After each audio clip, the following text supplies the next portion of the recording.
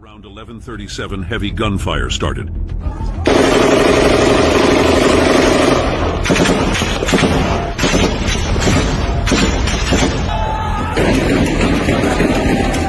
Several videos and eyewitness account describe the horror of this time. नहीं ये जो firing हुई थी ऐसा टाइम पे मैंने अपनी आंखों से देखा है कम से कम 15-20 लोगों को इन्होंने स्ट्रेट फायर किया। क्या एक 17 साल का बच्चा भी शहीद हो गया और भी जो 7 प्लाजाज हैं इनकी छतों पे ये चढ़े हुए स्नाइपर्स स्ट्रेट फायरिंग कर रहे हैं। अचानक से एक स्नाइपर फायर की ना एक मखसूस आवाज होती है, सिर्फ एक बुलेट फायर होती है, वो एक शख्स के कंधे और सीने के दरमियान लगी हुई, वो मेरे सामने गिरा। ये देखें एक निहत्ते पाकिस्तानी को एक फायर करके गोली मारी गई है इंसानियों की तरफ से। Several gunshot victims are seen to be taken to the hospitals. Several ambulances are seen to rush to the area. Later we get several videos of gunshot victims and dead bodies in hospital.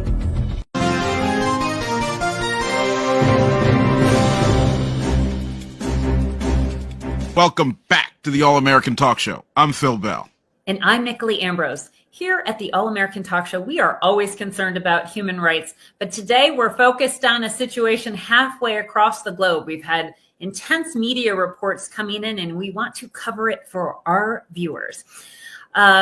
We are talking about the country of Pakistan, a country of 250 million people. Since the Biden administration came to power, there has been some upheaval with leadership.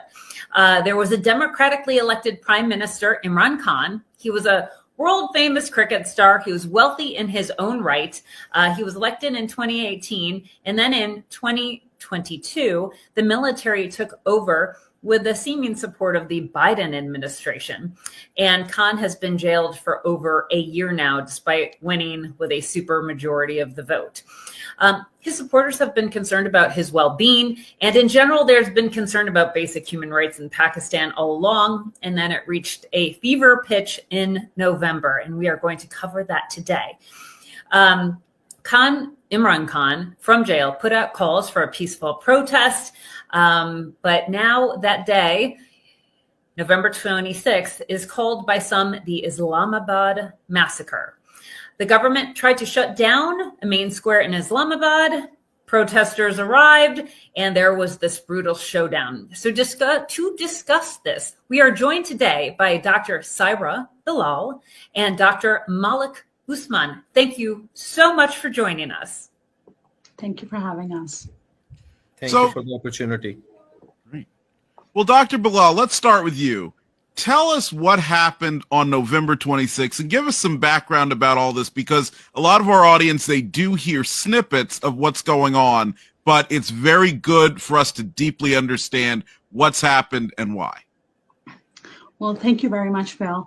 Well, before I start discussing that day, I must say that as I watched this video over, I had to pause and collect myself because the emotions are really raw.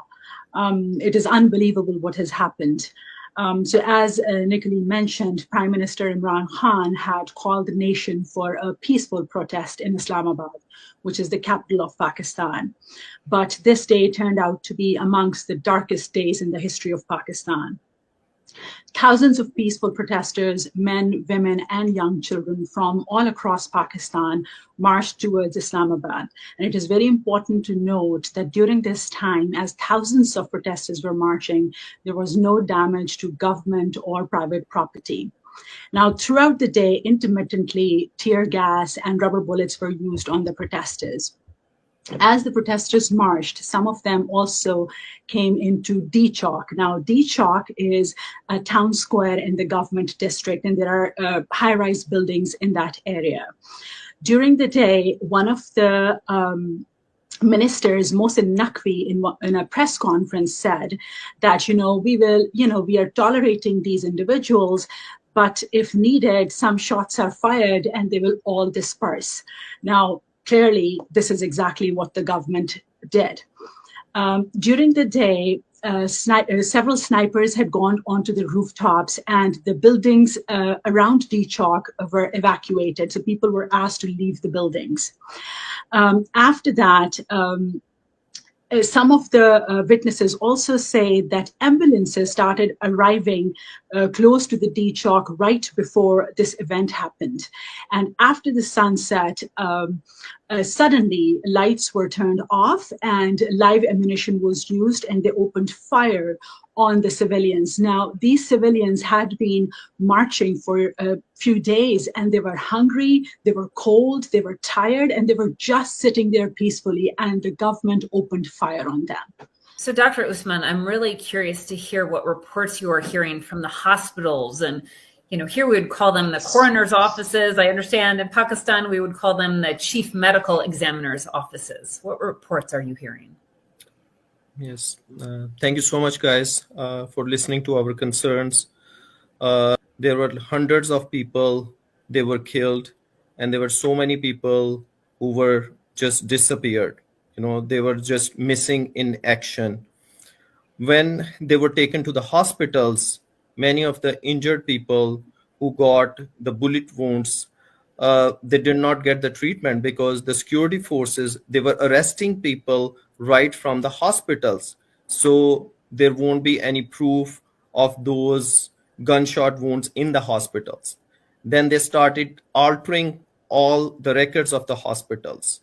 Then they confiscated all the records of the dead people who brought to the hospital. Do you, and I've heard the report is as high as 1,000 might have been killed on that day. I do not know how some of the people were even making it to the hospital. I saw pictures with gentlemen with their organs hanging out. They were shot in the head and still trying to walk. It was a insane visual for the few videos that actually made it out of Islamabad from that day.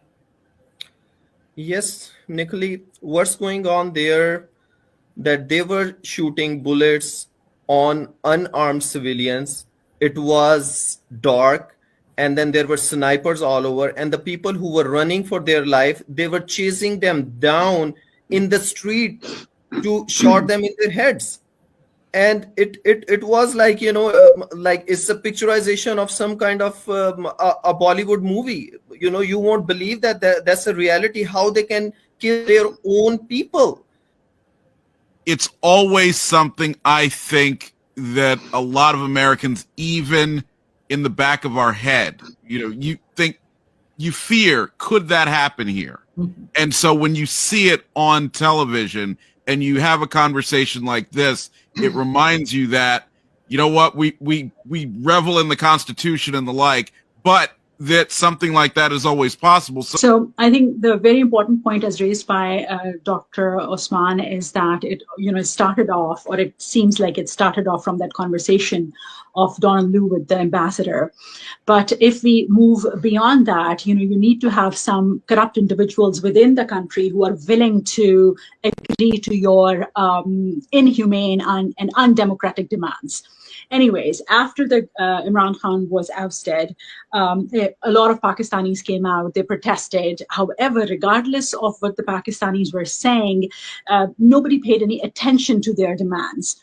What we need to observe is what has happened in the last 2 years. Despite grave human rights violations and total lack of people's ability for their civil rights to be able to speak about their opinion, State Department has been extremely quiet. They've almost mocked the situation again. On several occasions, they have been asked to comment on what is happening in Pakistan, and they keep stating that it's Pakistan's interior matter. Even though on far less crimes or similar situations in other countries, such as Bangladesh, they would come out and give a very strong statement against the human rights violations. But when it comes to Pakistan, they've been completely quiet. Even after this Islamabad massacre, their response has been actually, it doesn't exist. So that's one. Then about your question regarding the elections earlier this year, people came out, there was a record turnaround, and people voted for what they believed in. Now, the very interesting situation happened the day of election. So all across the country, there were certain individuals which actually belonged to Imran Khan's party, that they were having a very marked victory.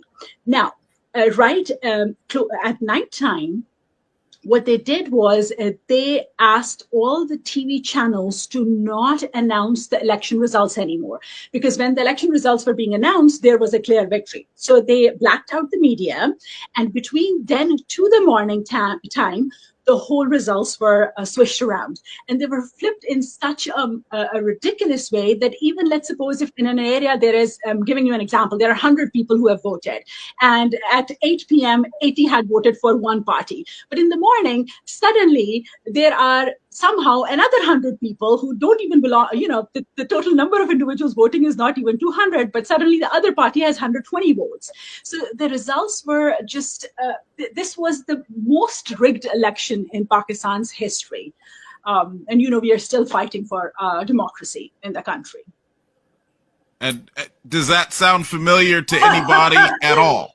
And like I said, I'm not even saying that in a joking way. It shows you the template that's out there. The template was used here in the U.S., and luckily it was not something that resulted in mass bloodshed.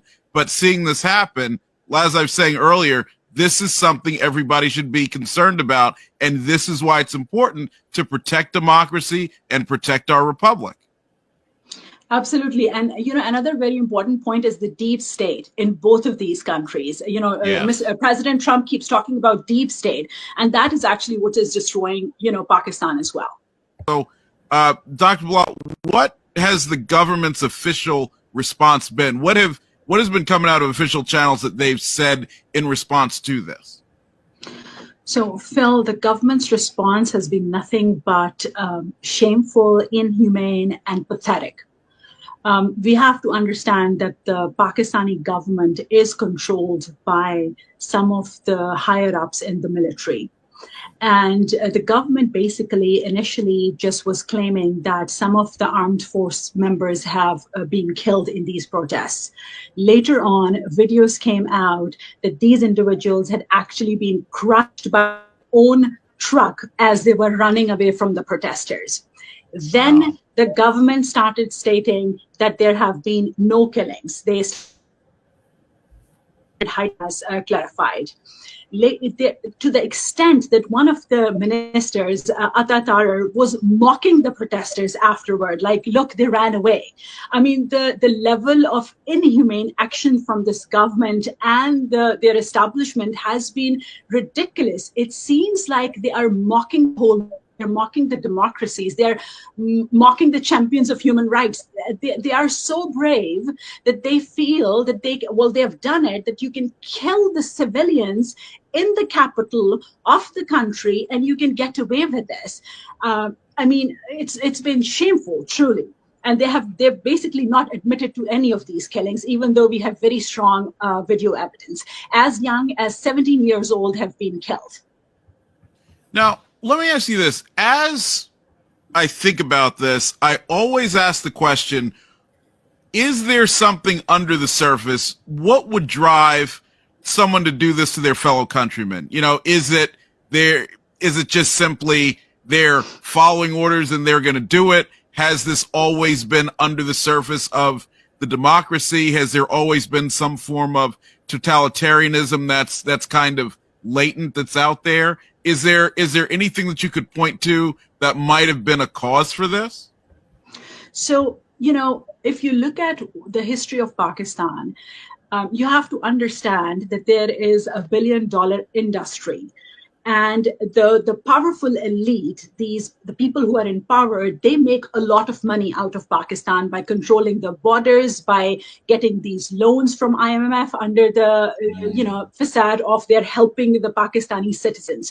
So imagine if somebody was saying, well, this is your business, this is your property, but what you're doing is wrong. So, I'm going to remove this. You probably will not allow that. So if the civilians are suddenly a threat to their industry where they're making money from, of course they're going to react this way. Nobody lets go of billions of dollars. Right. And the problem is that there is very strong chain of command. If an order comes from the top, it gets followed through. Of course, there are, good individuals in every institution, But when you have gun in your hand, unfortunately, unless the other side also has a gun, it's an easy win. Yeah, that, I think you're absolutely right, especially that last part is so important for all of our viewers to remember. Now, let's go ahead and play clip number 2. Go ahead. This is from the Connecticut State Senate. I believe that this was, and all indications are that we're getting from our sources over there, that this was a premeditated massacre, that this was planned from the top, that this was not just something that kind of went a little hairy at the end and had a few kind of people on the ground making split decisions. The United States has offered over the past several years, putting what they perceive to be their geopolitical interests above the stated principles that the United States stands for. And I think that the willingness to look the other way and to tacitly support human rights violations of such a serious, broad, and deep variety out of Pakistan deeply undermines one of the key foreign policy attributes that the United States has, which now overall the numbers of security troops deployed in Islamabad and its environs is estimated to have been above 50,000. That is almost a man-to-man coverage of the protesters who started marching from different parts of Pakistan across the board, but most of them coming in from the northwestern Khyber Pakhtunkhwa province, which is the political hub of ousted and now incarcerated Prime Minister Imran Khan.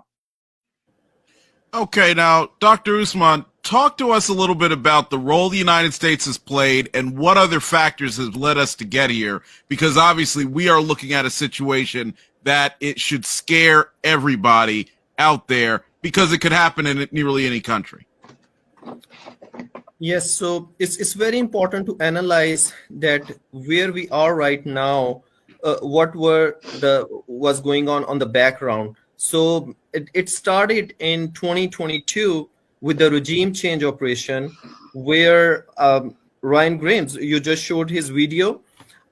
He works for Intercept at that point, and he did a story about the cipher release, where the Undersecretary Donald Lu, he had a meeting with the Pakistani ambassador at that time, Dr. Majid, and he was given the message that if Mr. Khan, at that time the democratically elected prime minister, will be removed, then all will be forgiven. And if he won't be removed, then there will be tough consequences for that.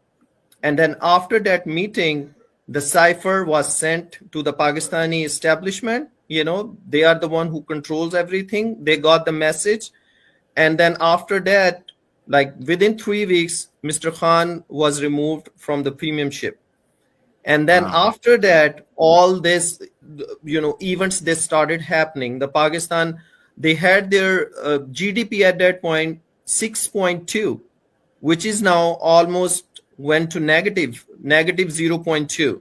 So just imagine in 2 years how Pakistan backslides from a democratic country to a total fascist country where the military journals, they are ruling the country. After that ouster of Prime Minister Imran Khan, the people, they came out, they reacted, they did not accept that act of fascism. But then the government, they started doing all the worst kind of human rights violations. When we talk about the human rights violations, we think that people won't allow just to talk, or they are living under oppression. In Pakistan, human rights violation means they get into your home without any warrants. They can destroy your property. They can vandalize everything. They can destroy your business. They can kidnap your kids, your family, and then they can take them to an undisclosed location. None of the courts can retrieve you from there. And then on the top of that, sexual abuse and applying electrical shocks to the private parts of the body. Like you won't believe what kind of heinous crimes their own security forces have committed against their own people. Then they violated the Constitution of Pakistan, which says that you have to have elections within 90 days after you dissolve the assemblies. They did not have election for almost like 9 months because somebody is controlling all that, which is the chief of the army staff. Because in army, there is no democracy, right? So the person sitting on the top, he's controlling everything. And then when the election happened in February of 2024, the people who were suppressed, there were no political respect of political dissent. They came out and they voted for that party, which is the opposition party, and they got 2/3 majority. But then, yes.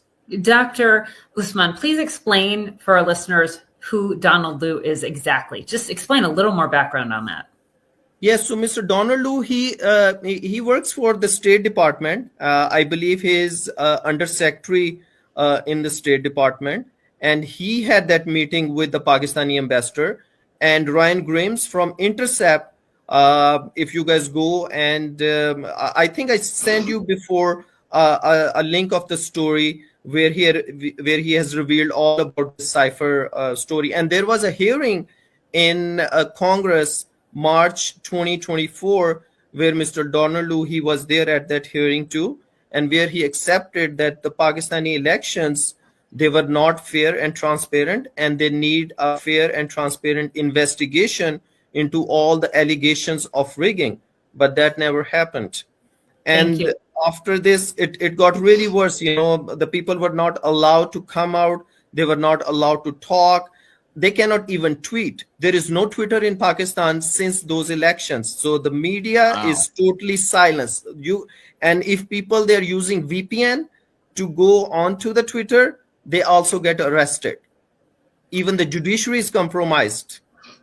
And I want to point out, all of this has been facilitated by the Biden administration. And they may not be the ones doing it, but their involvement, just like we've been hearing, has had a role in it. So when you hear that side of the political aisle is talking about obligations to the world and being a beacon and so forth, as we heard all throughout the last 4 years, and this is a complete contradiction. And I'm not just saying this for political purposes. I'm saying this because it is scary to hear about people dying and being hurt and even having to live with this style of fear and totalitarianism. This is not something we should be assisting. As Martin Luther King Jr. said, injustice anywhere is a threat to justice everywhere. So thank you so much for giving us this human rights update.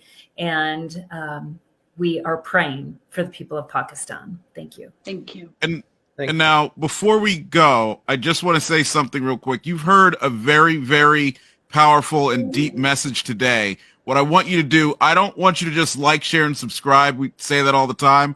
I want you to take this video and share directly with others, whether you are texting it to some of your friends and family, you're tweeting it, you're sending it in messages. This is too important to ignore. So don't skip this opportunity. And thank you so much for being with us here at the All American Talk Show.